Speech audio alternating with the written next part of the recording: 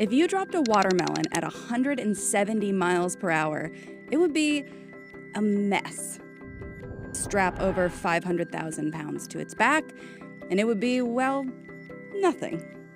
But airplane tires manage that impact every day without incident. They're made to withstand hitting the pavement at extreme speeds, all while supporting an entire commercial jet.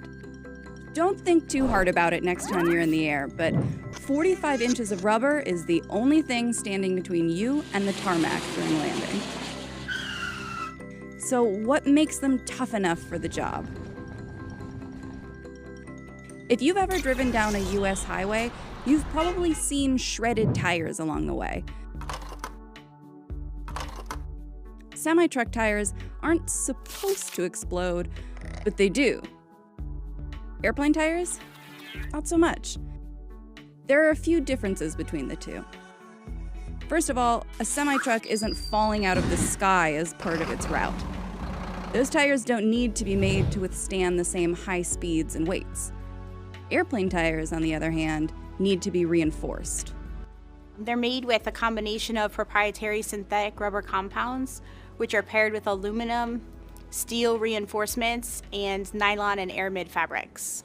That's Brandy. She's in charge of Goodyear's aircraft tires, and she told us that airplane tires are inflated twice as much as truck tires and 6 times as much as a car's. That's because the higher the pressure, the firmer the tire, and the more strength it has to support the plane. And when they're inflated, it's not with regular air. Airplane tires are filled with nitrogen. Nitrogen is an inert gas, so high temperatures and pressure changes have less effect. Plane tires are subjected to the most rigorous conditions of any vehicle tire. When Goodyear develops a new airplane tire, it starts with a prototype. Then the tires are tested beyond their breaking points. They're tested for speed, pressure, and the ability to handle a load up to 38 tons. So they have to be made very differently than other tires. Instead of the blocky design seen on a lot of car tires, plane tires get groovy. That blocked pattern enables different maneuvering and different characteristics of ride and handling, which are required by an automobile as opposed to just an aircraft that takes off and lands on a runway. The reason we have grooves in an aircraft tire at all is because we need to evacuate water if we were to land on a wet surface. Commercial jets usually have around 20 tires and touch down about 500 times before they have to be retread, which can be done 7 times before the tire is no better than scrap rubber. And tires at the nose of the plane tend to have shorter lifespans than the rest. It takes 2 mechanics up to an hour to change a single tire. They raise the tire only 5 centimeters off the ground, which doesn't feel like enough room to fit a thumb, let alone change a plane tire.